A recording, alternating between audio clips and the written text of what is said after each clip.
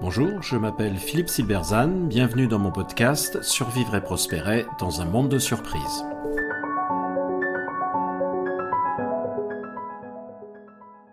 La singularité, clé de votre stratégie en incertitude. Comment faire de la stratégie en incertitude quand les modèles sur lesquels on s'est appuyé historiquement sont fragilisés et qu'on doit faire face à des défis inédits ? Assez naturellement, on est tenté d'aller chercher des modèles à l'extérieur, parce qu'inventer nos propres modèles est difficile, parce que les modèles extérieurs existent déjà et qu'ils se présentent comme des évidences, alors que nous sommes fragilisés par l'obsolescence des nôtres. Il faut pourtant résister à cette tentation et assumer sa singularité pour construire une réponse propre. L'enjeu de la singularité m'est notamment apparu auprès d'une ETI française particulièrement originale qui a connu une croissance régulière depuis plusieurs années. L'équipe dirigeante ne ressemble pas à l'idée qu'on s'en fait habituellement. Elle est constituée d'un petit groupe composé du dirigeant et de quelques associés. Il n'y a pas de rôle bien défini parmi eux. L'entreprise n'a ni directeur financier ni directeur des ressources humaines en titre. Les dirigeants font aussi bien de la stratégie que de l'opérationnel et s'appuient sur des spécialistes fonctionnels au besoin. Venant du terrain, ils maîtrisent les arcanes de leur métier et sont aussi à l'aise avec un banquier qu'avec un contremaître dans l'usine. Ce fonctionnement complètement organique est inhabituel, mais ça marche plutôt bien, très bien même. Mais le dirigeant s'interroge. Ne faut-il pas évoluer et se « normaliser » entre guillemets, pour soutenir la croissance ? Un expert est mobilisé. Il a conseillé de nombreuses entreprises et il est catégorique. Il faut absolument que l'entreprise se structure si elle veut lever des fonds, ce qui est indispensable pour financer la croissance visée. Elle doit recruter des managers professionnels, constituer un comité stratégique avec des pointures pour rassurer les banques et les investisseurs potentiels. Enfin bref, il faut tout changer pour passer à l'étape suivante. Ici, le regard porté par l'expert sur l'entreprise est que le manque de clarté des rôles et des fonctionnements, le mélange des genres et l'ambiguïté des responsabilités sont des scories d'un développement initial qu'il faut nettoyer.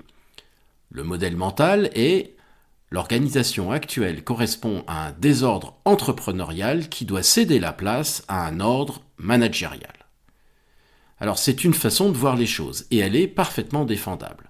Mais il y en a une autre. Ce modèle organique est peut-être précisément ce qui a fait le succès de cette entreprise. Il est ce qu'elle a inventé pour croître aussi vite avec autant de succès.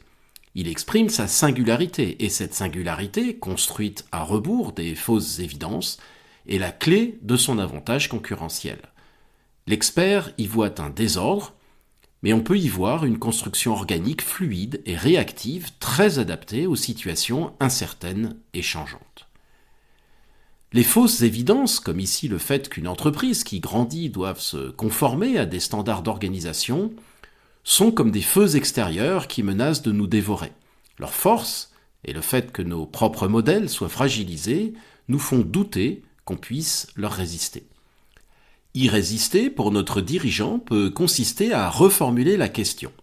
Au lieu de dire « maintenant que nous sommes grands, fini l'amateurisme, nous devons avoir une DRH ou un DRH », il pourra poser la question en ces termes. Quel est le sens que nous donnons à l'idée de gestion des ressources humaines compte tenu de qui nous sommes ? Comment cette réponse peut-elle nous aider à grandir encore ? Ce qui sera créé par cette question ne sera pas plaqué sur l'organisation, mais en sera l'émanation. Ce sera à la fois innovant et ancré dans son identité. Par ce mouvement de retour sur soi, ce recentrage, on oppose sa flamme intérieure aux feux extérieurs, en quelque sorte. L'entreprise pourra se transformer, c'est indispensable, mais sans perdre son âme. La clé est de réfléchir au sens que l'on donne, compte tenu de qui nous sommes, à une question particulière. C'est ici que s'exprime la singularité, car le sens que l'on donne, par exemple au mot « gestion des ressources humaines » ou au mot « processus », ne sera évidemment pas le même d'une organisation à l'autre. Ce qui est intéressant ici est le cercle vertueux qui est à l'œuvre. Face à un défi, l'organisation résiste aux feux extérieurs des fausses évidences en assumant sa singularité. Elle s'appuie sur cette singularité pour inventer une réponse propre à ce défi. Cette réponse propre améliore sa position stratégique, alimente sa flamme intérieure et renforce sa singularité.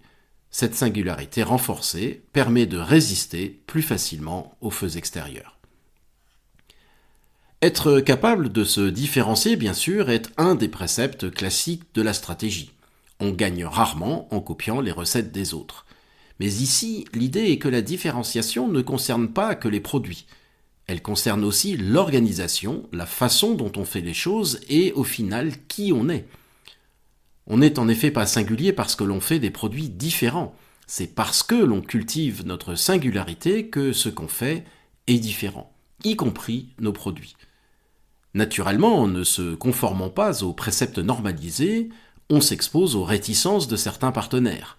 Le banquier sera choqué de ne pas avoir un directeur financier comme interlocuteur, et bien qu'il en soit ainsi. Après tout, les cash flows sont le seul principe de réalité auquel il doit faire attention. Il faut donc se méfier de ceux qui énoncent comme une évidence qu'il faut se conformer aux normes. Les entreprises extraordinaires ne le sont pas devenues en suivant les normes, mais en les créant. Et elles les ont créées en assumant leur singularité, parfois contre vents et marées. Merci de votre attention. Vous pouvez retrouver cette chronique et bien d'autres sur mon blog www.philippe-silberzan.com. À bientôt.